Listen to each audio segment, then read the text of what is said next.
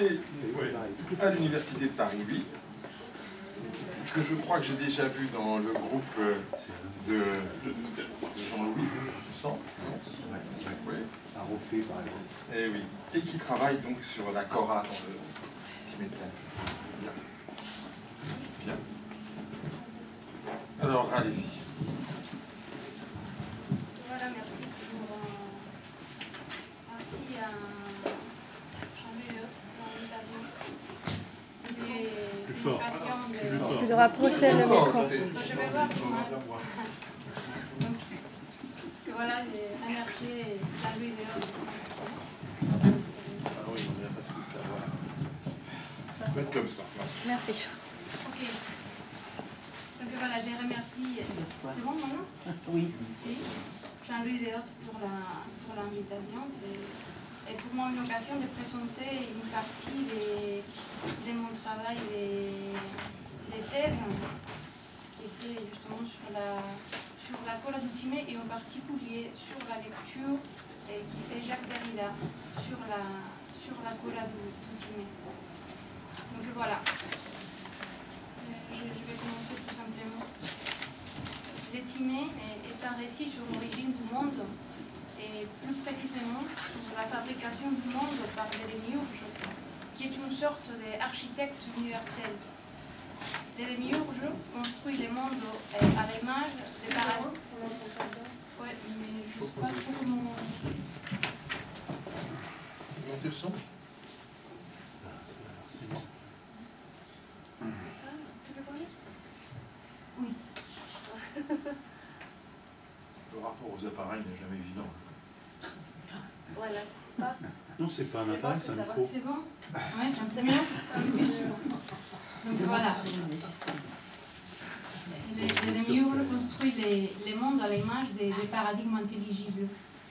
Et à la ressemblance des paradigmes, donc, ils façonnent les êtres sensibles selon un rapport en tout point similaire à celui que les modèles entretiennent avec la copie et que Platon compare respectivement au père et à l'enfant.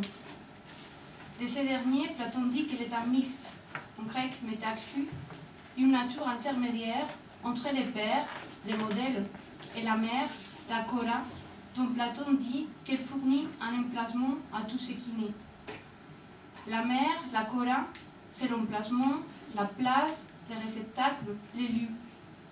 Elle est un troisième genre qui relève de la nécessité, qui n'est ni sensible ni intelligible et qui précède l'ordre du monde instauré par l'intelligence démiurgique conformément au paradigme intelligible.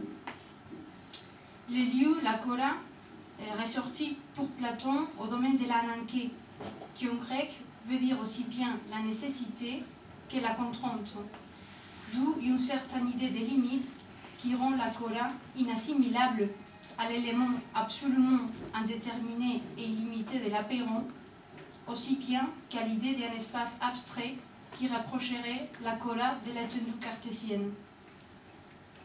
Place universelle pour toute chose, antécédent absolu de tout ordre, la Cora ne peut être approchée, selon Platon, que par un discours hybride et bâtard qui ne se laisse pas classer ni dans les domaines de la vérité ou de l'épistémé, qui a pour objet les formes intelligibles, ni dans les domaines de l'opinion ou de la doxa, qui a pour objet les êtres perceptibles par la sensibilité.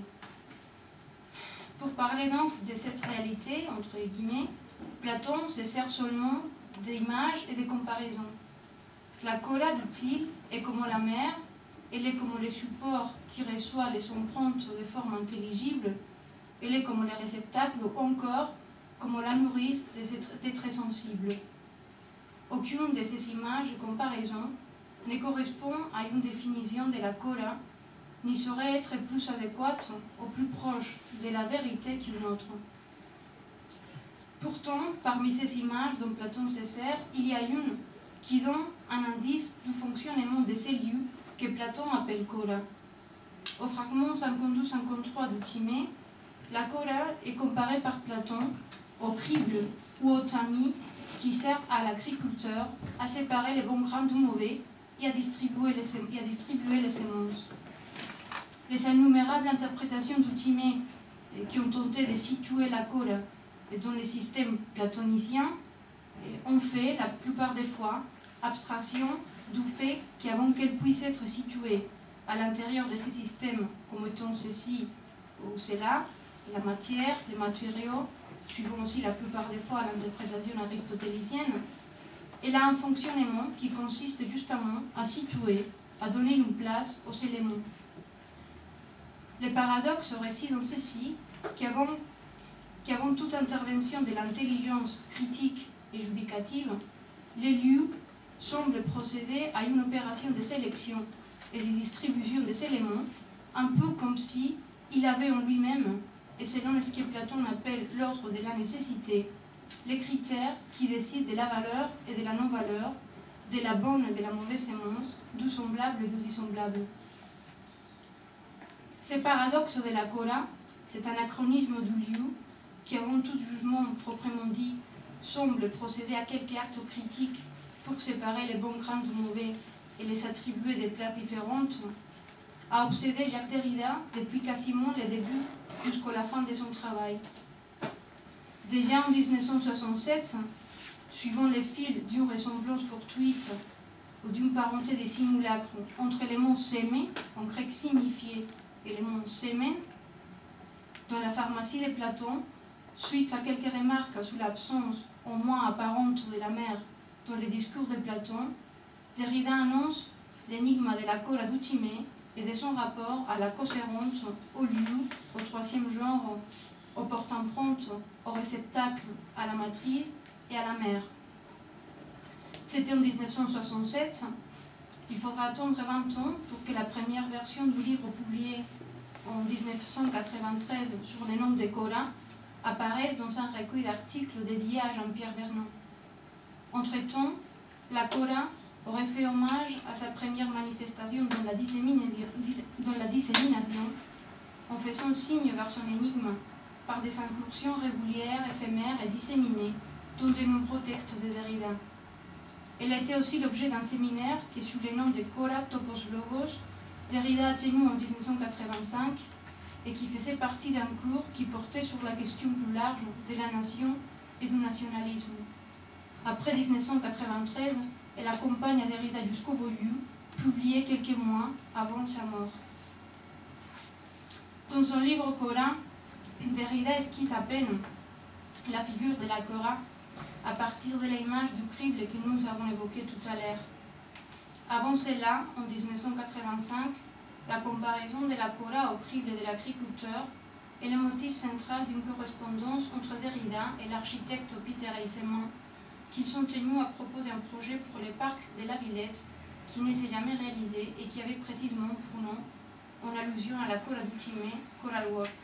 Je cite un fragment de cette correspondance de Derrida qui écrit à Peter Eisenman.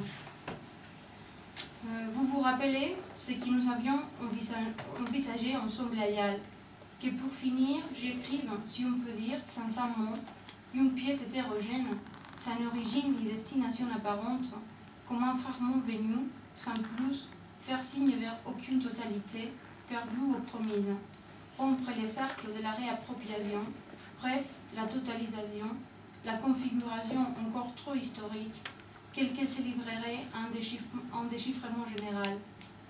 Et pourtant, je pensais que sans livrer aucune assurance à ces sujets, quelques métonymies détachées, énigmatiques, rebelles à l'histoire des trois sites et même en palimpseste, devraient rappeler, par chance, si on la reconnaît, quelque chose les plus incompréhensibles de Cola.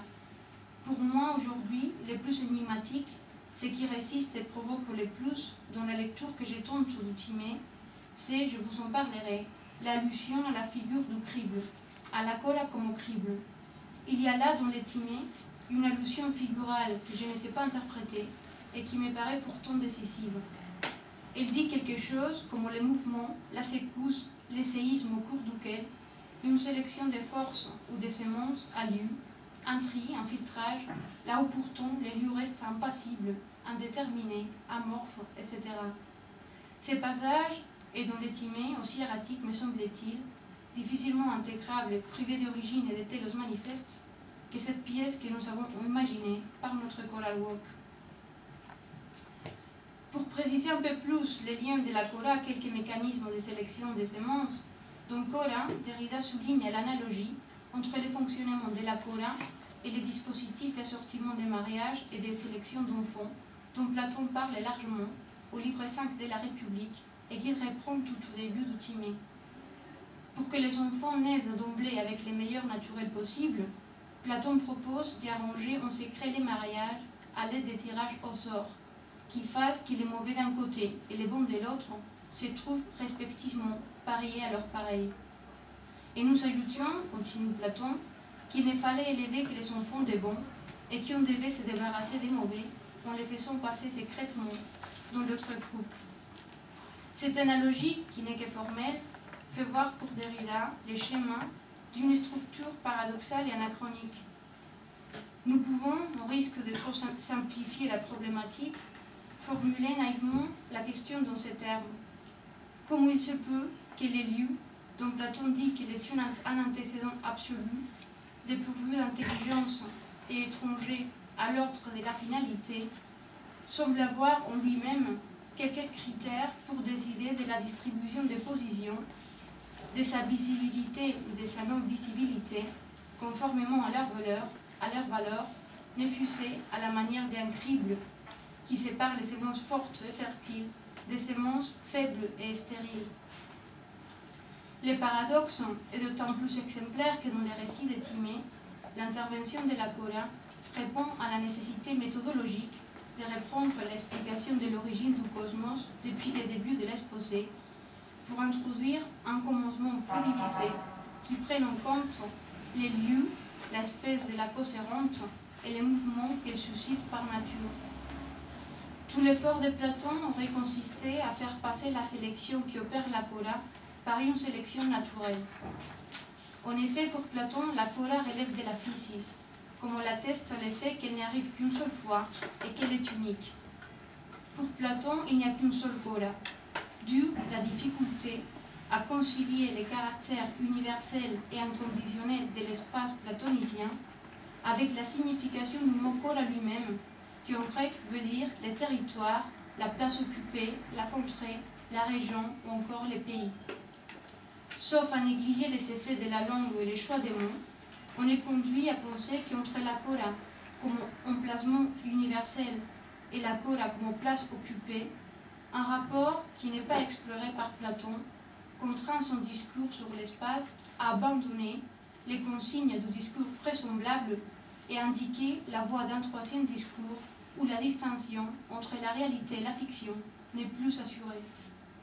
La perception de la Cora, dit-il, Platon, s'apparente aux rêves qu'on fait avec les yeux ouverts, aux rêveries qu'on fait à l'état éveillé et qui n'appartiennent à proprement parler ni au monde des rêves, ni à celui de la vigile ou de la vigilance consciente et critique.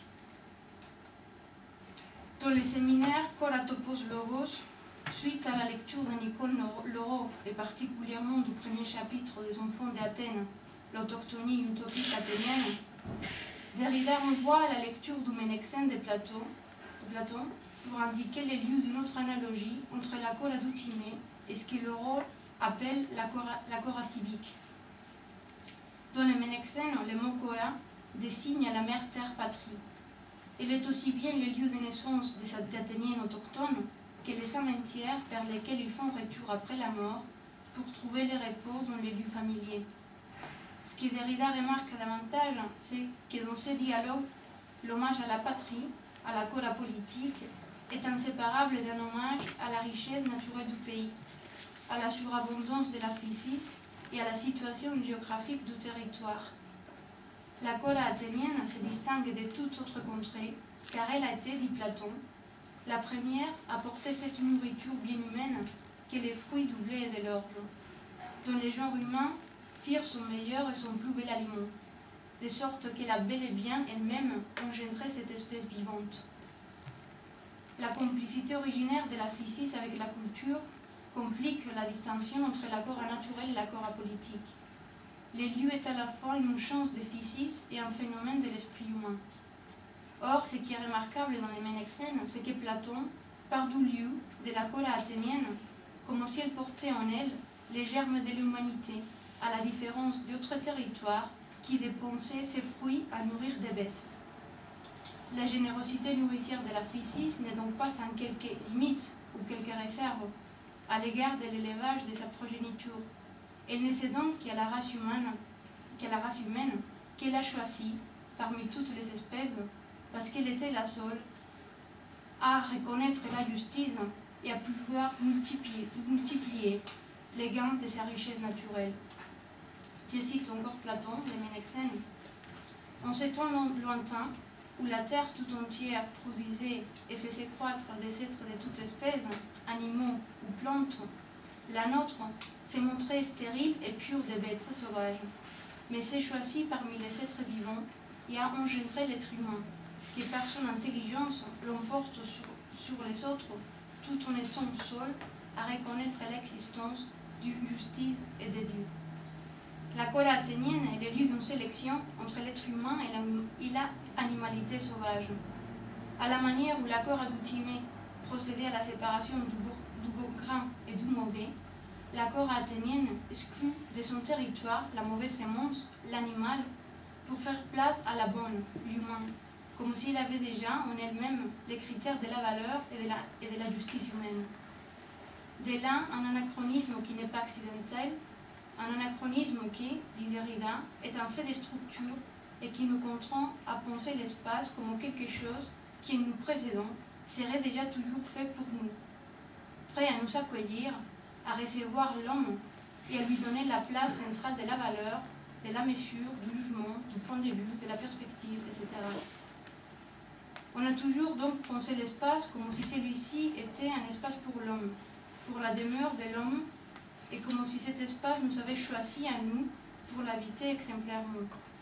Dans cette situation, on peut se demander si les nouvelles technologies ont effectivement libéré l'architecture de son attache symbolique et anthropocentrique, ou si l'idée d'une architecture dominée par l'abstraction pure et par la construction pure ne renvoierait pas encore à quelque idée théologique d'une création ex nihilo et d'un créateur tout-puissant en pleine maîtrise de son œuvre. La Cora est un lieu de résistance. Elle résiste aussi bien à la maîtrise démiurgique qu'aux appropriations anthropomorphiques et symboliques auxquelles elle donne lieu sans pour autant s'y réduire complètement. Elle est un espace d'exclusion et de sélection qui parle à la fois et de la nécessité de la limite et du caractère fictionnel de toute limite. Elle est le lieu où s'inscrit et se construit une structure supplémentaire d'exclusion, les bons, les mauvais, l'homme, l'animal, l'autochtone, l'étranger, qui décide de l'appartenance et de la non-appartenance à nous, à une communauté ou une collectivité. C'est au moment où la communauté se sent menacée, où elle risque de disparaître, que les mécanismes d'exclusion et d'inclusion se multiplient et que les récits d'appartenance à un territoire, à une langue, deviennent plus insistants. Les préambules du Timée semblent situer les discours sur la Cora dans ces contextes de crise ou de catastrophe, ce qui permet, par-delà le caractère ontocosmologique du récit central du Timée, de dégager une autre scène où la fiction des origines se lie à la renaissance et à la survivance du genre humain et à une politique d'élu qui est peut-être encore aujourd'hui la nôtre. Les motifs de la sémence, de la Cora en tant qu'écrible qui sépare les bonnes sémences des mauvaises, s'annoncent d'une certaine manière dans le préambule du Timée. Ici, la sémence est à la base d'un discours sur les génos athéniens, sur les genres athéniens ou la race athénienne, et la survivance des meilleurs citoyens. Selon les prêtres égyptiens, qui parlent selon, c'est grâce à que jadis un peu de sémence s'est conservé, que la descendance des Grecs a survécu aux catastrophes. Nés de la meilleure sémence, fils de ceux qui vainquirent les envahisseurs atlantes, les Athéniens de la Grèce contemporaine à Solon ne savent pas que la plus belle et la meilleure communauté parmi les hommes est née dans leur pays, car ils n'ont pas l'écriture pour pouvoir témoigner de l'exploit de leurs ancêtres. Pourtant, sans le savoir, les Athéniens sont les descendants de la meilleure race humaine, dont la sémence a survécu miraculeusement aux catastrophes cycliques qui assiègent les territoires. La terre, les pays, la Cora, a conservé la sémence dont les Athéniens descendent et qui porte en elle la ressource de la renaissance ou de la résurrection. L'affirmation nationale, écrite de Derrida dans ses séminaires Koratopos Logos, n'est jamais le constat d'un fait.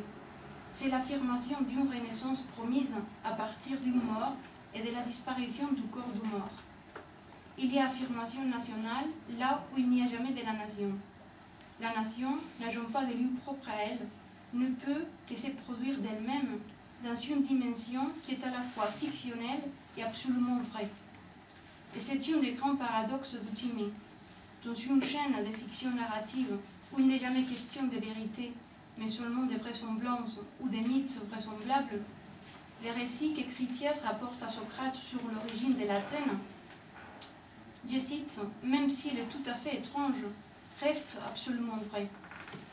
La généalogie est alors mobilisée pour accréditer la vérité d'un récit dont la propriété réside, selon Socrate, je cite, dans le fait que ce n'est pas une fiction mythique, mais un discours vrai, qui ne saurait pas être convenablement remplacé par aucun autre.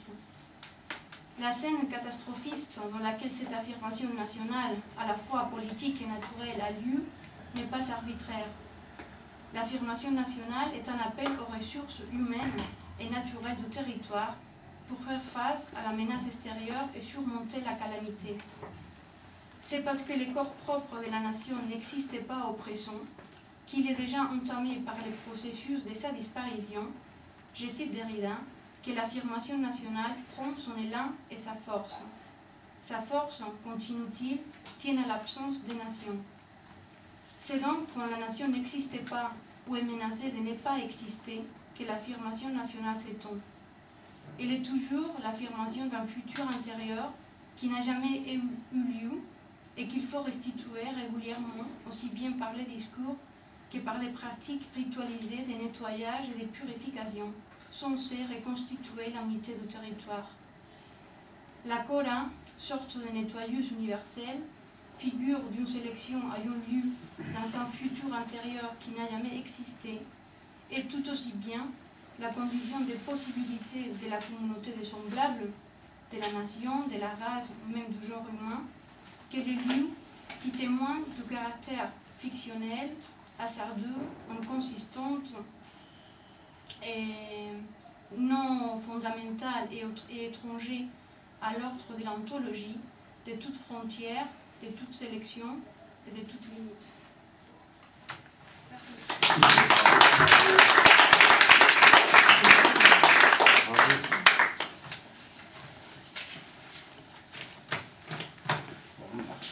Je pense que c'est la répétition avant la soutenance de thèse, quand même. Presque. L'avant-première. L'avant-première, merci. Donc, on doit noter, Jacques sera d'accord, je pense pouvoir t'avoir déjà entendu, là, c'est un décollage véritablement par rapport à tous les discours antérieurs sur Cora. Et donc, je pense, enfin, c'est un moment très, très, très, très satisfaisant. C'est tout à fait évident. Donc, cette soutenance devrait avoir lieu en octobre, c'est ça? On va voir. On va voir. Si, il faut boucler maintenant. T'as trop tardé quand même. Peut-être comme une piste que tu pourrais, mais tu as peut-être pensé, c'est peut-être faire le lien avec les derniers séminaires de Derrida sur l'appropriation, le propre.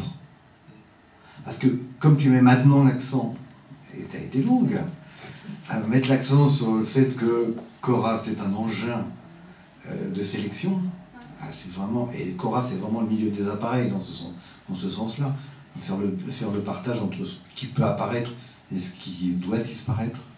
Bon. Puisque tu as fait ce travail-là, maintenant il faudrait peut-être continuer du côté anthropologique, ce qu'avait fait Derrida dans ses derniers séminaires, quand il a travaillé sur le texte de Mary Douglas, de la souillure. Parce que la question de la souillure, c'est exactement la même question de savoir qu'est-ce qui est propre, qu'est-ce qui est impropre. Ce qui permet la définition de soi, ce qui est rejeté comme étant de l'autre, et qu'on ne veut pas voir, et qu'on va éliminer, etc. etc. Donc, tu as une nouvelle piste là, avant de terminer.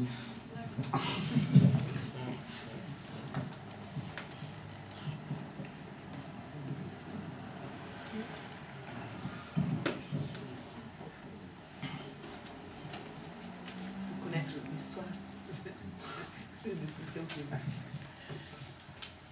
Non, je veux rien ajouter, simplement dire qu'effectivement, je trouve que la cohérence et le fil conducteur, c'est considérablement structuré, qu'on est là dans un moment très intéressant.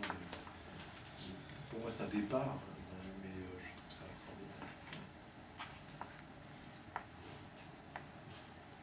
Non, c'est un travail de doctorant, vous savez, quoi.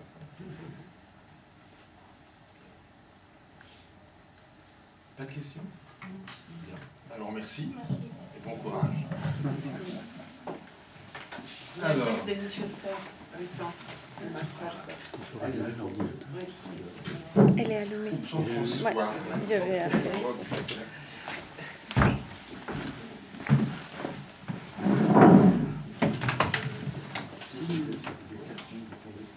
Ah oui?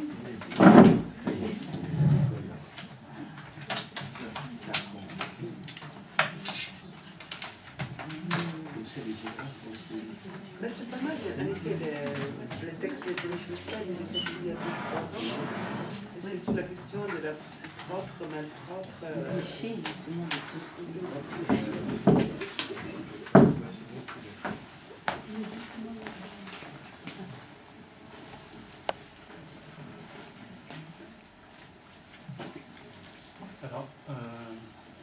Alors, Jean-François.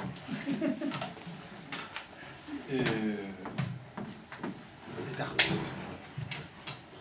Et ça suffit. Alors bon, il est aussi professeur en art plastique à l'université d'Amiens. De temps en temps. De temps en temps.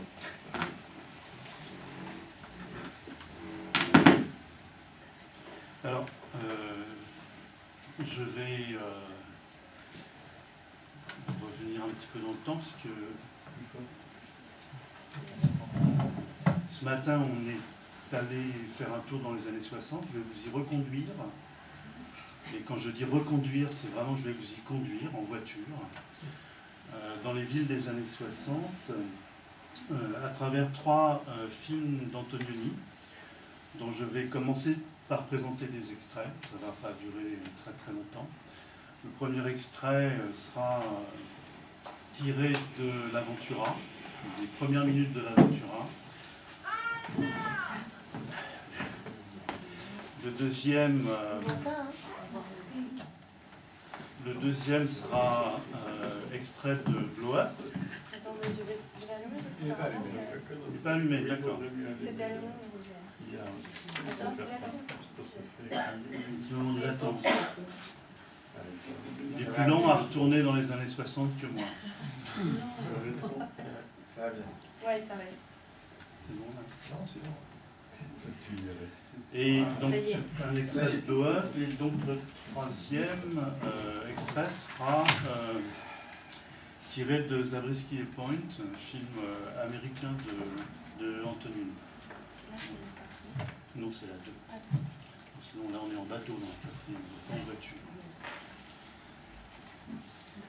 Alors, hier aussi, on est allé dans les hétérotopies. Je vais en partie revenir, mais je vais surtout rester entre les hétérotopies, dans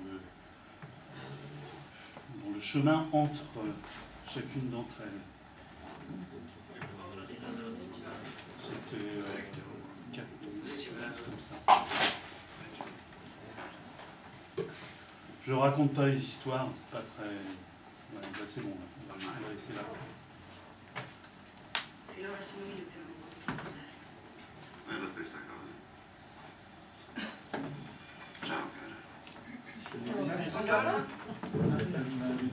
È molto che aspetti, scusa, sai.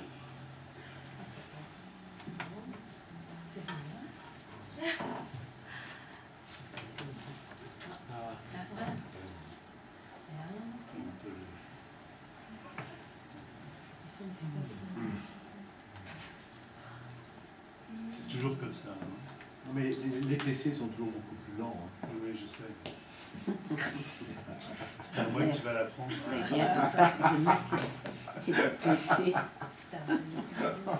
n'est pas enterré.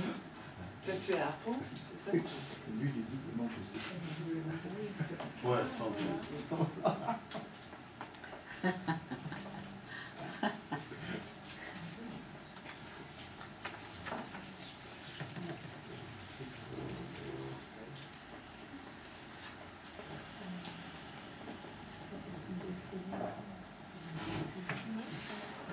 ça marche pas non plus là-dessus, non, rassurez-vous. Parce que c'est pas... Non, mais on voit le film ici. Ah, ah d'accord. Non, c'est le câble, oui. C'est un câble. Le mettre en gamme. C'est branché. Tu veux que j'aille chercher quelqu'un? Ouais. Branché.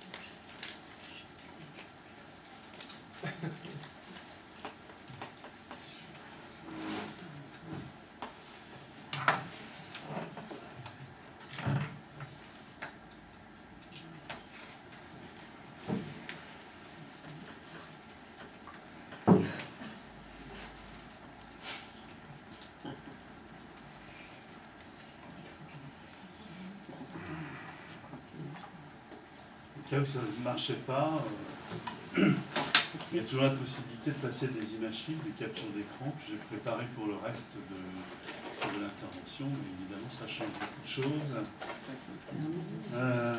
surtout pour Blow Up et pour Zabriskie Point, notamment par rapport à la bande-son, qui est aussi particulièrement intéressante dans les deux.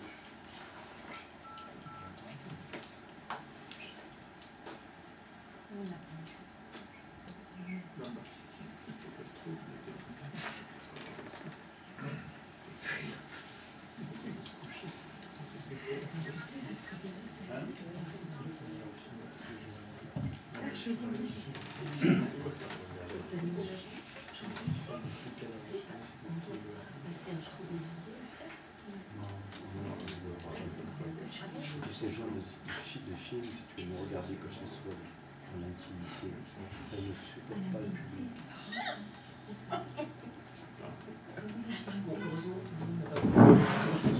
L'intimité chez soi. Une personne ne peut pas. Sinon, ça devient un film de masse. Ah, c'est bien les années.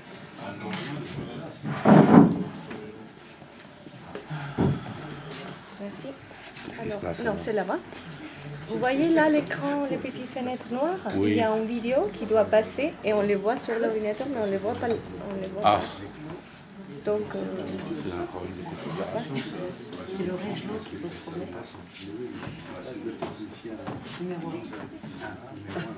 On a un informaticien ici. Il y a des longues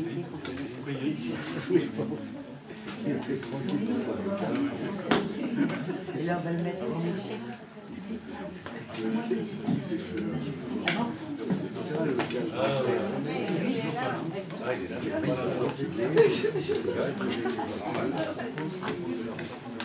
Je sors et puis je regarde.